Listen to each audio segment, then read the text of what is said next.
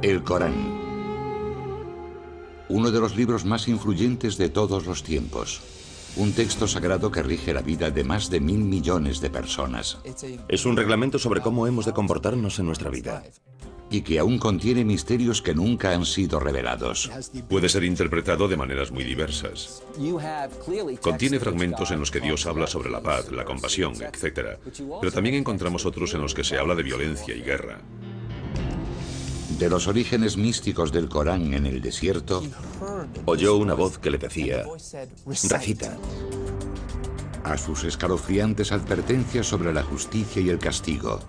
El Corán no se reprime a la hora de explicar de forma explícita los castigos que nos aguardan en las llamas del infierno. ¿Qué hay en el fondo de esta sagrada escritura? ¿Cuáles son los secretos del Corán?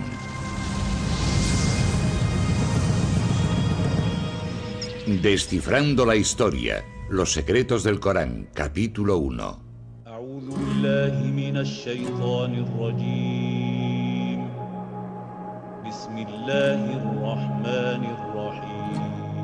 Escuchen algunas de las palabras más poderosas de la historia de la humanidad.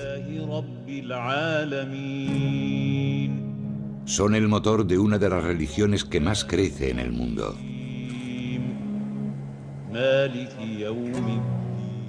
Miles de millones de voces las han repetido durante los últimos 1400 años.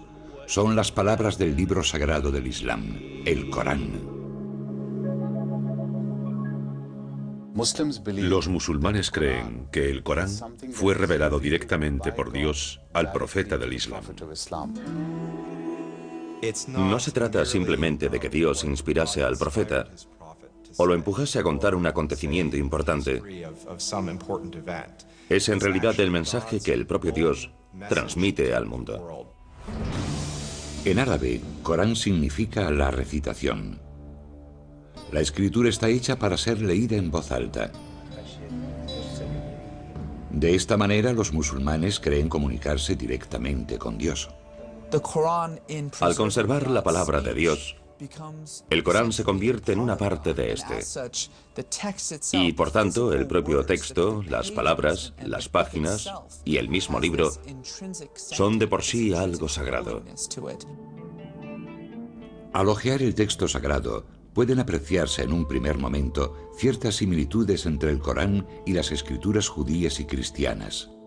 Todas hablan de un Dios único y omnipotente, y narran, en algunos casos, las mismas historias. Pero muchos consideran que el Corán es un libro envuelto en un halo de misterio. Sus versos, considerados durante mucho tiempo entre los más bellos jamás escritos en lengua árabe, forman un laberinto de lenguaje, siendo más propios de la poesía que de la prosa. Su distribución también dificulta su comprensión. Al contrario que la Biblia, el Corán no sigue un orden cronológico ni narrativo. Por el contrario, sus 114 capítulos, o suras, se organizan en función de su extensión, los más largos al principio y los más cortos al final. Encontramos un estilo que actualmente calificaríamos de flujo de conciencia. Hay cierto misterio, así que el lector curioso que se acerca al texto se queda algo extrañado. No cuenta la historia de Mahoma, ni siquiera cuenta la historia del mundo. Existen algunas referencias a la aparición del mundo, a la creación divina, pero no se encuentran al comienzo del Corán, sino a la mitad, en alguna parte. Los musulmanes no ven el Corán como una historia, sino como el mensaje de Dios a su creación, con el que trata de devolver a los creyentes al buen camino. Es un reglamento sobre cómo hemos de comportarnos en nuestra vida, sobre la definición de nuestra moral, sobre cómo afrontar la vida y las dificultades y conflictos que surgen en ella. Descifrar el significado del Corán no es una tarea sencilla. El Islam no cuenta con una institución religiosa como el Vaticano que oriente a los creyentes a la hora de interpretar un texto tan complejo. Cada persona hace su propia interpretación de las escrituras. Como musulmán, uno ha de creer lo que dice el Corán. Pero claro, la interpretación de lo que dice el Corán varía en función de cada persona. Pero entonces, ¿qué dice realmente el Corán? ¿Y qué significa? Las palabras que rigen en la actualidad la vida de los musulmanes fueron reveladas en un momento concreto de la historia, a unas determinadas personas y en un determinado lugar. La historia tradicional musulmana del Corán comienza hace 1400 años, en una árida zona de la península arábiga. Un remoto lugar habitado por beduinos nómadas del desierto y que contaba con algunos poblados tribales. Los musulmanes conocen aquella época como Yahilia, la edad de la ignorancia. Podría decirse que Arabia tenía una civilización atrasada si la comparamos con los grandes imperios de la época, con Bizancia a un lado y el imperio sasánida, el segundo imperio persa, al otro. En mitad del desierto, rodeada de montañas, se encontraba la ciudad de la Meca, centro social, económico y religioso de Arabia. En la Meca coexistían muchos planteamientos religiosos diferentes. Algunos árabes habían adoptado las creencias del judaísmo y el cristianismo, y las historias y enseñanzas de ambas doctrinas eran de sobra conocidas en la región. La Meca preislámica era una ciudad llena de judíos y cristianos. Allí se combinaban distintas ideas del cristianismo y del judaísmo. Sin embargo, el panorama religioso de Arabia en el siglo VI está dominado por personas que creen en una multitud de dioses. Cada año los peregrinos invaden la Meca para rendir culto en la Kaaba, un sepulcro convertido en el panteón de un sinfín de deidades e ídolos. Creían en la existencia de Dios, pero Dios, de alguna forma, era una figura demasiado distante como para relacionarla con la rutina diaria de los hombres. Así pues, estos ídolos funcionaban como intermediarios entre Dios y los hombres. A mediados del siglo VI, la Kaaba albergaba 360 ídolos. La peregrinación anual al sepulcro reportaba enormes beneficios económicos a la tribu que controlaba el lugar sagrado, los Quraysh. Llegaba un montón de gente que debía hacer algún tipo de ofrenda y pagar un tributo, así que era un negocio muy lucrativo. Los Quraysh estaban amasando una enorme fortuna. Mientras sus líderes se enriquecían, la mayoría de los habitantes de la Meca vivían en la más absoluta miseria. Había un problema enorme en lo que respecta a la distribución desigual de la riqueza. Había problemas con los derechos de los huérfanos, las mujeres y los necesitados. La esclavitud era una práctica habitual en la Meca. Las niñas se consideraban algo inútil y a menudo eran enterradas al nacer. Esa es la ciudad de la Meca en la que en el año 570 nace un niño llamado Muhammad ibn Abdullah. Un niño pobre que se convertiría en el profeta de una de las religiones más importantes del mundo. Para los musulmanes, mostrar cualquier tipo de imagen de Mahoma es una blasfemia. Se sabe muy poco de la infancia de Mahoma, y los relatos existentes fueron escritos más de 100 años después de su muerte. Dichas historias afirman que cuando Mahoma cumplió los 6 años, sus padres ya habían muerto. Siendo huérfano en una sociedad como aquella, enormemente estratificada, tenía que ser pobre. Debía de pertenecer al grupo que no formaba parte de la aristocracia hacendada que controlaba prácticamente todos los aspectos de la organización política, social y económica de la ciudad. Sin embargo, Mahoma encontró el apoyo de un tío suyo muy poderoso, y a los 25 años ya era un comerciante de éxito que lideraba una caravana y se había hecho un nombre como hábil hombre de negocios. Mahoma también tenía fama de hombre íntegro, y llamó la atención de una acaudalada viuda mayor que él, llamada Khadija, que lo contrató para que dirigiese una caravana suya. Poco después, ella le hizo una propuesta de matrimonio. Según las biografías musulmanas tradicionales, Mahoma tuvo éxito en sus negocios y un matrimonio feliz. Sin embargo, seguía tratando de encontrar un sentido a un mundo asolado por la pobreza y la injusticia. Pienso en el profeta como un hombre con inquietudes religiosas que estaba sensibilizado con una idea de Dios y en cuya vida la espiritualidad ocupaba un lugar cada vez más importante. Mahoma comenzó a cuestionarse las religiones tribales que adoraban a distintos dioses.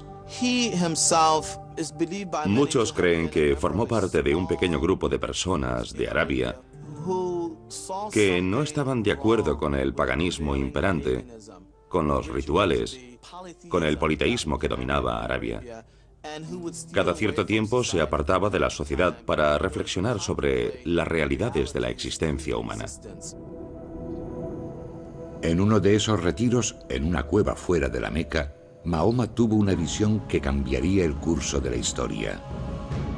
En aquella cueva, según la tradición musulmana, se le reveló la palabra de Dios, desencadenando una serie de eventos que ayudaron a crear el mundo que hoy conocemos.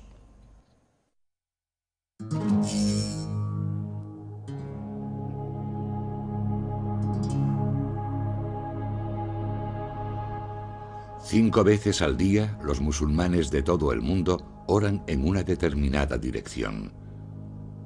Se colocan mirando a la ciudad sagrada de la Meca, situada en la actual Arabia Saudí. Pero a comienzos del siglo VII, la Meca, el lugar más sagrado del Islam, era un lugar de culto pagano y una ciudad llena de injusticias. Así fue hasta la aparición de uno de los textos más sagrados del mundo, el Corán. Según la tradición, un comerciante de 40 años llamado Muhammad ibn Abdullah solía retirarse a una cueva alejada de la Meca para reflexionar en solitario sobre un mundo que consideraba cada vez más opresivo. Se cree que en el año 610, durante uno de sus retiros de meditación en la cueva, una presencia abrumadora se apoderó repentinamente de Mahoma. Sintió una presión repentina en el pecho. La oscuridad lo rodeaba y sintió que una mano gigante le asía y lo apretaba, apenas dejándole respirar. Y en su mente oyó una voz que le decía: recita, recita. Se quedaría estupefacto, aturdido. Seguramente se preguntaría si realmente había oído algo. Y entonces lo oyó de nuevo y dijo: no tengo nada que recitar. Y aquella voz, que según la tradición pertenecía al arcángel Gabriel, reveló el primer verso del Corán. Sura 96, primera aleya. Recita en el nombre de tu Señor, que ha creado al hombre de sangre coagulada. Recita, tu Señor es el munífico, que ha enseñado el uso del cálamo, ha enseñado al hombre lo que no sabía. Es un momento importantísimo, porque es el instante en el que Mahoma deja de ser un simple comerciante de la Meca, preocupado por los males de la sociedad, para convertirse de pronto en lo que en la tradición bíblica se conoce como profeta.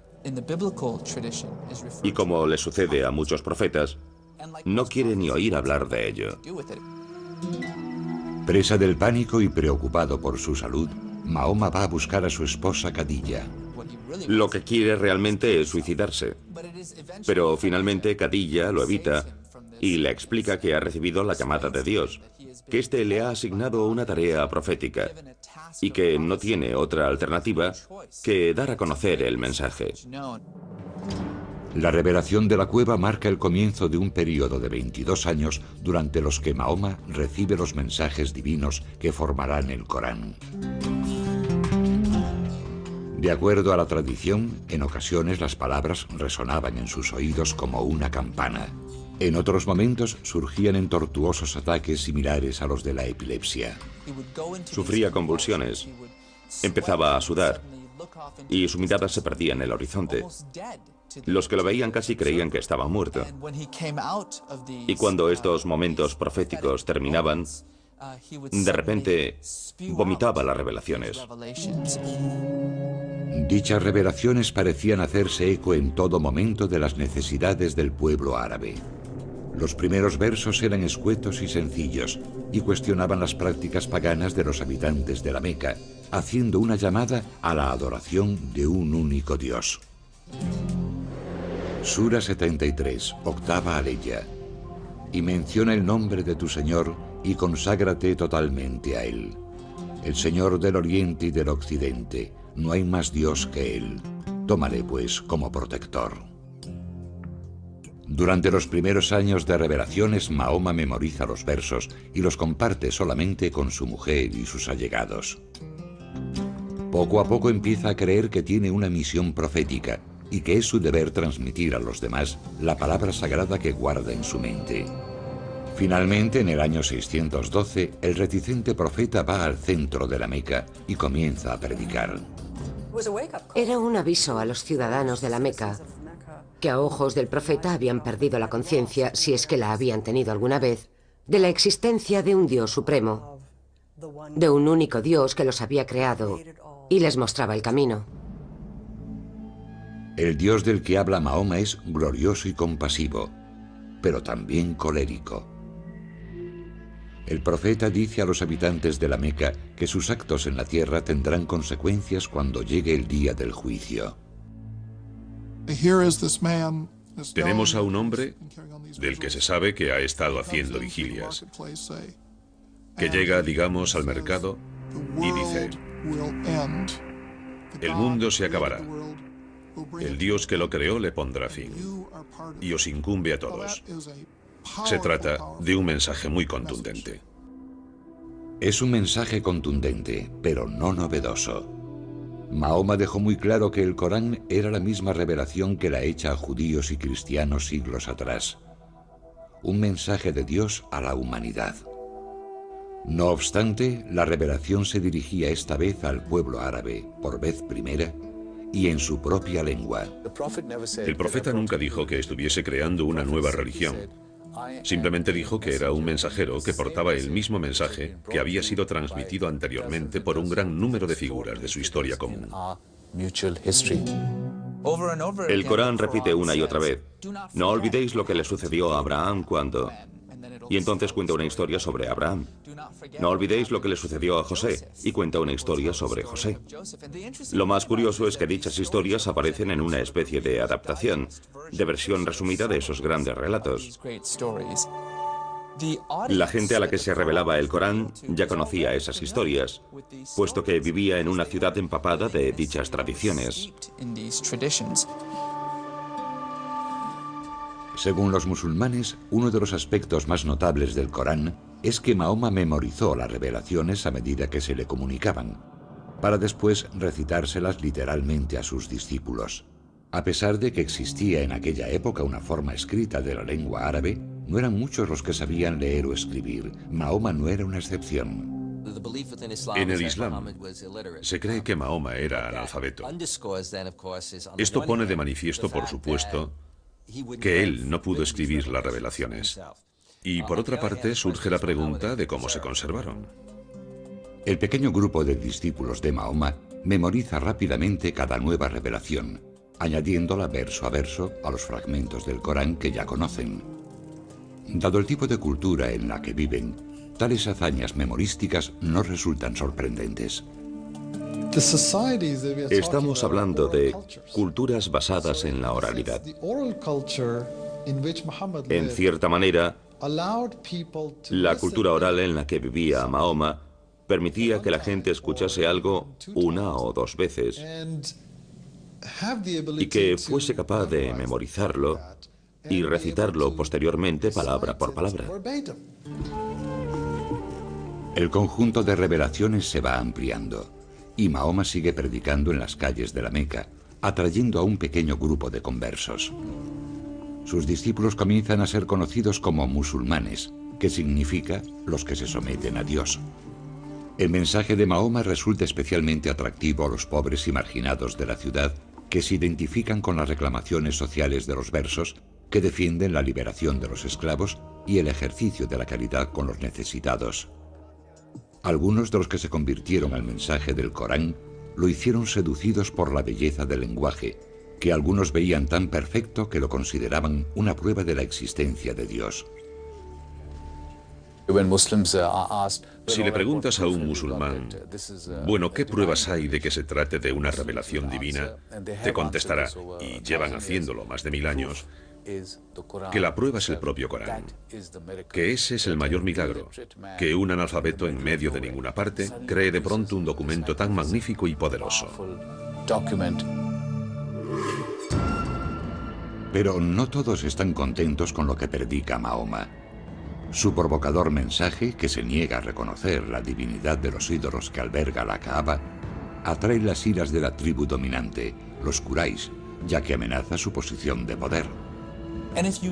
Si no hacían falta intermediarios ante Dios, no había razón para la existencia de los ídolos. Y sin los ídolos, la Kaaba no tenía razón de ser. Sin la Kaaba, tampoco hay ninguna razón que justifique el dominio de la Meca como capital social y económica de la península arábiga. El conflicto de los Quraysh con Mahoma y sus revelaciones no se debía a motivos teológicos, sino que era un conflicto económico, un conflicto político. Los Quraysh y el grupo mayoritario de la Meca no se muestran demasiado condescendientes con el pequeño grupo de seguidores del mensaje de Mahoma. Los musulmanes son brutalmente perseguidos. Algunos sufren palizas en las calles, otros son torturados. Durante 9 años, los musulmanes soportan las humillaciones, manteniéndose firmes en su creencia de que no hay más Dios que Dios. El propio Mahoma goza de la protección de su acaudalada esposa y su poderoso tío, pero tras la muerte de ambos, el profeta y sus discípulos se dan cuenta de que no les queda otra alternativa que huir de la Meca. La estructura social había sido destrozada hasta tal punto que se veía incapaz de proseguir su misión en la Meca. Y decidió que tendría que buscar una especie de base de operaciones alternativa. El cambio de lugar traerá consigo un nuevo tipo de mensaje para el Corán, que hará hincapié en las leyes y en la guerra.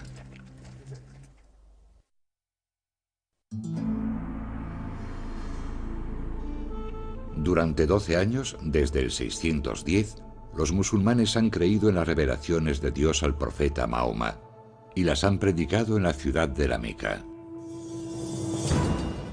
Pero la vida del cada vez mayor grupo de discípulos de Mahoma se hace peligrosa. Los líderes de la ciudad rechazan la creencia de los musulmanes en la existencia de un único Dios, persiguen con saña a los creyentes y ponen precio a la cabeza del profeta. La suerte de Mahoma cambia en el año 622, cuando recibe la invitación de unos forasteros. Desde un oasis cercano, llegó a la Meca un grupo de personas en busca de alguien que pudiese resolver una disputa que tenían. Pensaron que Mahoma, como profeta, era la persona ideal para el puesto.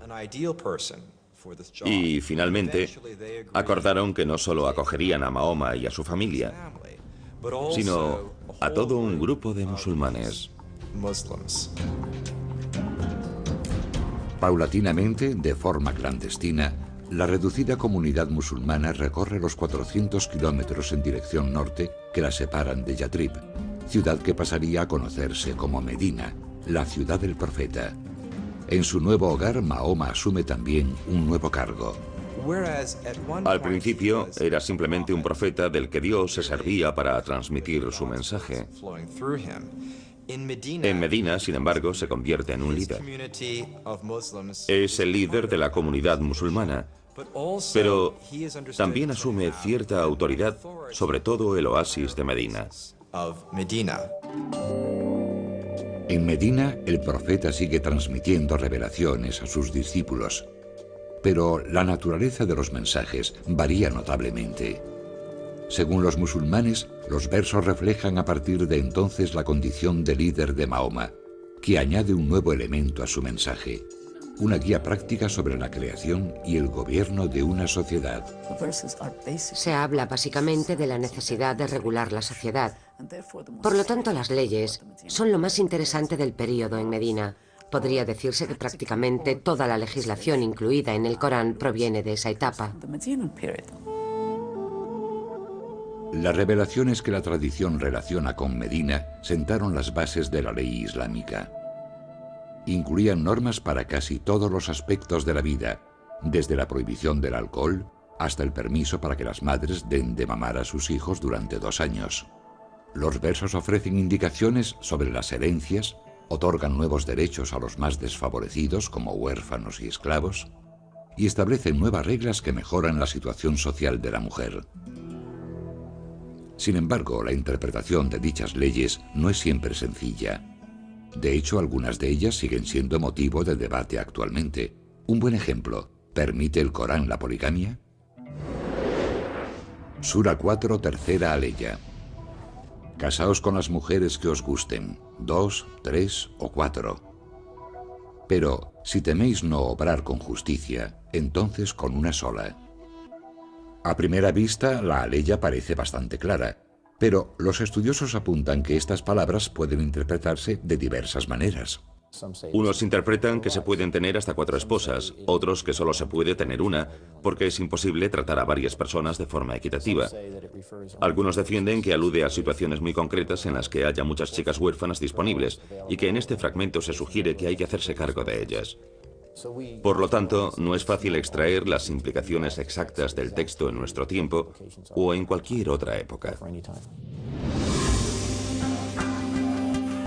Inspirada por el mensaje del Corán y el liderazgo de Mahoma, toda la ciudad de Medina se convierte al Islam. Las leyes expuestas en los versos del Corán se convierten en las leyes de la ciudad. Era una comunidad que vivía de acuerdo a las revelaciones que iban saliendo de la boca de Mahoma. Se trataba de una revelación viva, en constante evolución. Pronto esa revelación permitirá a los musulmanes tomar las armas para sobrevivir. Los ciudadanos de la Meca seguían ofreciendo una recompensa por la cabeza de Mahoma, que predicaba contra sus prácticas religiosas y amenazaba su bienestar económico. Y no aceptaban a Mahoma como gobernador de Medina. En el año 622, la Meca declara la guerra a Mahoma y sus discípulos. El Corán, que había facilitado leyes cuando la comunidad necesitaba orden, les anima entonces a defenderse de sus agresores. Sura 2, 191ª aleya. Combatid por Alá contra quienes combatan contra vosotros, pero no os excedáis. Alá no ama a los que se exceden. Matadles donde deis con ellos, y expulsadles de donde os hayan expulsado. Hoy, esos versos, conocidos como los versos de la espada, constituyen algunos de los pasajes más sorprendentes y polémicos del Corán. Aquellos que defienden que el Corán promueve la violencia recurren a dichos versos para justificar su postura. Sin embargo, las frases suelen ser algo más complejo que un simple grito de guerra. El Corán dice: matad a los infieles donde deis con ellos. Esto hay que entenderlo en un contexto en el que los musulmanes están asediados, tienen enemigos, y el Corán les dice: combatid a los enemigos de Dios. Pero el Corán también dice: cuando el enemigo deje de suponer una amenaza, cuando deje de luchar, recordad que Dios es compasivo, recordad que la guerra no es el camino que debemos seguir. Con el respaldo de las revelaciones, los musulmanes luchan contra los ciudadanos de la Meca durante 8 años por toda la península arábiga. En el año 630 los musulmanes lanzan un ataque y asedian la Meca con un ejército de 10.000 hombres. La ciudad no tiene más remedio que rendirse. La tradición afirma que Mahoma, fiel a las enseñanzas del Corán, fue un vencedor compasivo y concedió la amnistía a toda la ciudad.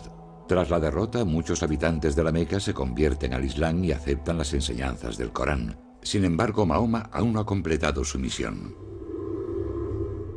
Desde el día en que el Corán le fue revelado por primera vez, en 610, hasta su ida a Medina 12 años después, Mahoma ha condenado públicamente las prácticas paganas y la veneración de los ídolos de la Kaaba. No hay más Dios que Dios, repetía constantemente, citando el principio fundamental del Corán. Así pues, Mahoma entra en la Kaaba y destruye todas sus deidades, declarando el lugar un santuario dedicado a la veneración del único Dios.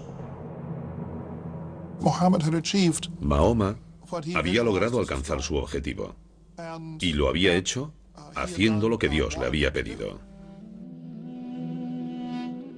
En 632, tan solo 2 años después de volver al lugar donde había nacido, Mahoma fallece a los 62 años.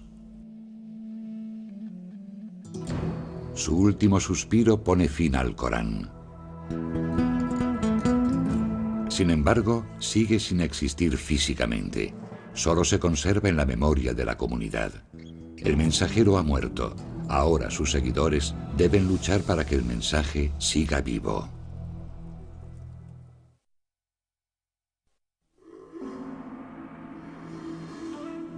Según la tradición musulmana, los versos del Corán fueron revelados hace 14 siglos y a lo largo de 22 años al profeta Mahoma. Sus seguidores creían que era literalmente la palabra de Dios. El profeta predicó sobre todos los aspectos de la vida, desde la religión al derecho y la moral, y la recién creada comunidad musulmana trató de vivir de acuerdo a sus palabras. Pero tras su muerte en el año 632, los musulmanes tenían ante sí un difícil reto: preservar el Corán, que seguía siendo un texto oral. Durante la vida del profeta, el Corán nunca se plasmó sobre el papel. Ni siquiera era considerado un texto establecido. No debemos olvidar que el Corán se iba revelando progresivamente y siempre en función de las necesidades de la comunidad musulmana en cada momento. Y el Corán se completó simplemente cuando el profeta exhaló su último aliento. No obstante, aquellos que viven de acuerdo a las enseñanzas del Corán deciden que es necesario plasmar sus palabras sobre el papel y crear un texto tangible. Se dieron cuenta de que la primera generación que había memorizado el Corán estaba desapareciendo y, por lo tanto, estaban perdiendo la conexión directa con la revelación del profeta. Es más, el Islam comienza a extenderse fuera de la península arábiga y empiezan a aparecer pequeñas variaciones en la forma de recitar el Corán. Poco a poco se está alterando la palabra de Dios. Según la tradición, en 651, Uthman, el tercer califa o líder político musulmán, designa un comité con la misión de compilar el Corán. El comité debía recopilar y autentificar las distintas estrofas. Algunas se habían escrito durante la vida del profeta, pero estaban dispersas por toda la comunidad. Dicen que las fuentes de esta compilación provenían de textos escritos sobre trozos de huesos o de fragmentos de pergamino, pero también del corazón de los hombres, de su recuerdo de la recitación del Corán. Las estrofas debían cumplir unos criterios muy estrictos. 2 testigos presenciales debían confirmar que los versos habían sido registrados en presencia del profeta, y las estrofas se contrastaban con los recuerdos de los compañeros que habían memorizado por completo el Corán. El texto, una vez aprobado, se reúne en un solo volumen y es enviado a las ciudades de la región. Uthman ordena entonces la destrucción de las demás versiones escritas del texto. Los musulmanes creen que el texto de Uthman, completado tan solo 20 años después de la muerte del profeta, preserva a la perfección las revelaciones de Dios tal y como las predicó Mahoma, y que el Corán no ha sufrido alteraciones respecto a cómo fue revelado al profeta. Para los musulmanes es muy importante, porque significa que sus escrituras, que son la base de la Ummah, de la comunidad, son completamente auténticas. Esa autenticidad que defienden los musulmanes distingue al Corán de las escrituras cristianas y judías. Mahoma proclamó que el mensaje que Dios le había transmitido era el mismo que habían predicado Moisés y Jesús. Pero de acuerdo a la tradición musulmana, las revelaciones en las que se basan el judaísmo y el cristianismo fueron corrompidas, en parte, al ser escritas en el Viejo y el Nuevo Testamento.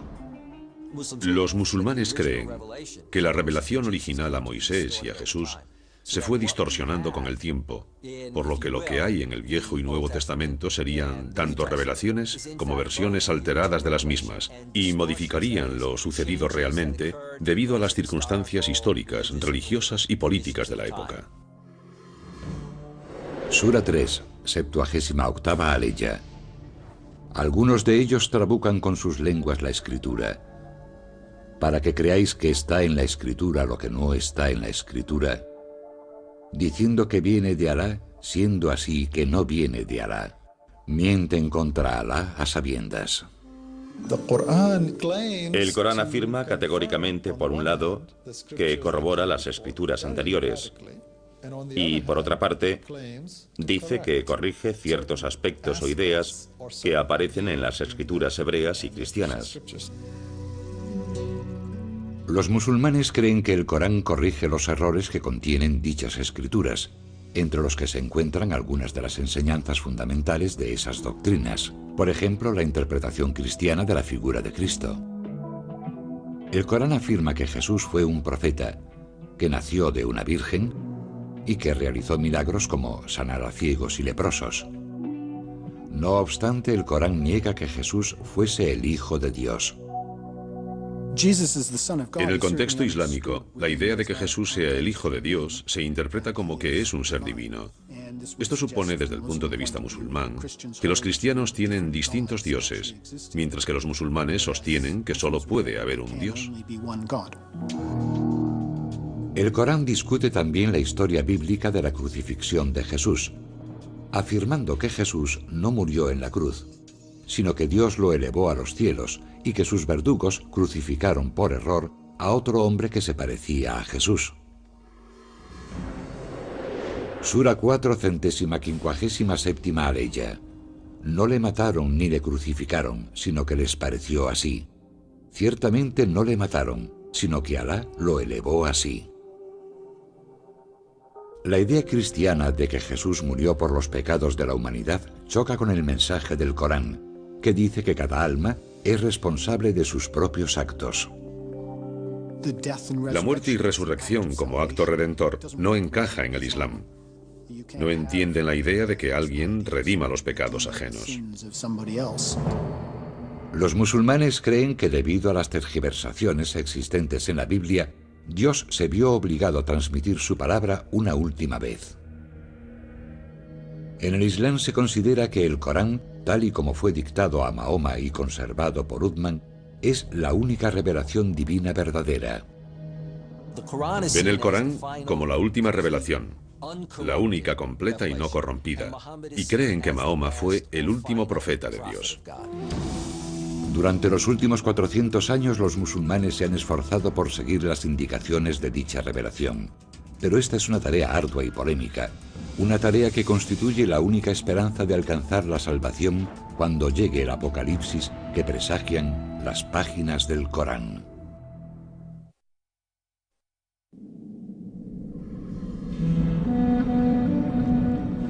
Sura 81, primera aleya.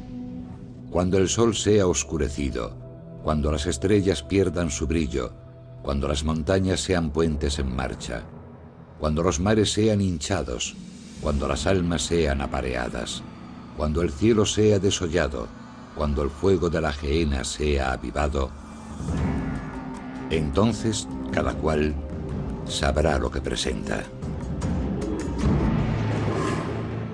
Así será el momento, dice el Corán, en el que Dios decida poner fin al mundo. Aunque el Corán es un texto misterioso y de difícil interpretación, sí contiene al menos un mensaje indudablemente claro. Verso tras verso, el Corán advierte de que el apocalipsis es inevitable, advierte de la llegada de un día en el que se ajustarán las cuentas, las montañas se derrumbarán y los fetos de los animales caerán de las matrices de sus madres. El Corán es muy rotundo y explícito cuando habla del fin del mundo, de que se producirá un cataclismo, una erupción del orden natural. Al igual que ocurre en el apocalipsis bíblico, el Corán proclama una y otra vez que la humanidad deberá responder por sus actos en la tierra. El Corán no se reprime a la hora de explicar de forma explícita los castigos que nos aguardan en las llamas del infierno. Las descripciones del cielo y el infierno son algunos de los pasajes más imponentes del Corán. Como ocurre en muchas estrofas del texto, las descripciones de la otra vida reflejan el lugar donde el Corán fue revelado. La imaginería del cielo y el infierno parece dirigida específicamente a un público formado por moradores del desierto. El cielo se describe como un jardín exuberante y repleto de agua. Las descripciones del infierno, del mismo modo, hacen hincapié en el calor, el fuego, cosas como calderas de cobre fundido vertidas en las gargantas de personas sedientas en lugar de agua. Así pues, se toman el dolor y el sufrimiento naturales de esa zona y se llevan a un nivel superior para describir los padecimientos del infierno. Para los musulmanes, el único modo de conseguir la salvación en el día del juicio final consiste en seguir el Corán. Pero la interpretación exacta de lo que quiere decir el libro sagrado ha levantado polémicas durante siglos, en parte debido a que el Islam no cuenta con una única autoridad religiosa. El Islam no tiene una estructura jerárquica, no existe una institución como la Iglesia. Por lo tanto, los fieles pueden formarse su propia opinión libremente. Dificultar las cosas puede parecer una paradoja. Si Dios desea revelar su mensaje, ¿por qué a veces las escrituras son tan crípticas? Sura 3, séptima aleya. Él es quien te ha revelado la escritura. Algunas de sus aleyas son unívocas y otras son equívocas. Pero nadie, sino Alá, conoce la interpretación de ello. La mayoría de los musulmanes cree que el único intérprete verdadero del Corán fue el propio Mahoma. Como mensajero elegido de Dios, se dice que comprendía todas las revelaciones, tanto los versos concisos y directos como aquellos que no resultan tan claros. Así pues, a lo largo de la historia del Islam, los musulmanes han examinado los relatos de la vida de Mahoma, sus palabras y obras, para tratar de explicar el Corán. La comunidad musulmana sostiene que las palabras y actos de Mahoma eran la perfecta manifestación de la voluntad de Dios y que de hecho su propia vida es una revelación, al igual que el Corán. Sin embargo, el estudio de la vida de Mahoma no ha conseguido explicar por completo la palabra eterna de Dios. Distintas sectas y escuelas musulmanas se han enfrentado a lo largo de los siglos tratando de imponer sus diversas interpretaciones. Algunos han utilizado el texto para justificar la muerte de otros musulmanes, de los que consideraban que se habían apartado de la fe. Otros sostienen que el Corán fomenta una actitud combativa ante los fieles de otras religiones. Podría decirse que el Corán es un documento bastante flexible. Uno puede hallar argumentos a favor y en contra de una determinada idea. La verdad es que la gente también lo hace al citar a Lincoln, a Washington, a Jefferson. Uno encuentra lo que anda buscando, y el caso del Corán no es distinto. Hace 1400 años el Corán fue revelado a una pequeña comunidad del desierto. Hoy es la piedra angular de la vida de 1.300 millones de fieles a lo ancho del mundo. Desde la primera revelación en una cueva a las afueras de la Meca y a lo largo de toda la historia del Islam, los musulmanes han tratado de aplicar las enseñanzas del Corán. Cada persona realiza su propia interpretación de la voluntad de Dios a través del mensaje contenido en las Escrituras. El Corán debe entenderse en el contexto del que habló un gran estudioso del Islam, un océano. El océano es una enorme criatura llena de misterios. Los musulmanes han encontrado en ese océano, durante siglos, inspiración sobre el amor y el temor, el conocimiento y las leyes, la ira y la violencia, el misticismo y el ritual. Su fe en el Corán ha cambiado la historia. Como sucede con todas las religiones, los textos sagrados pueden desatar pasiones, sacando lo peor de aquellos que afirman vivir de acuerdo a su mensaje, o, por el contrario, acercar lo divino a los hombres.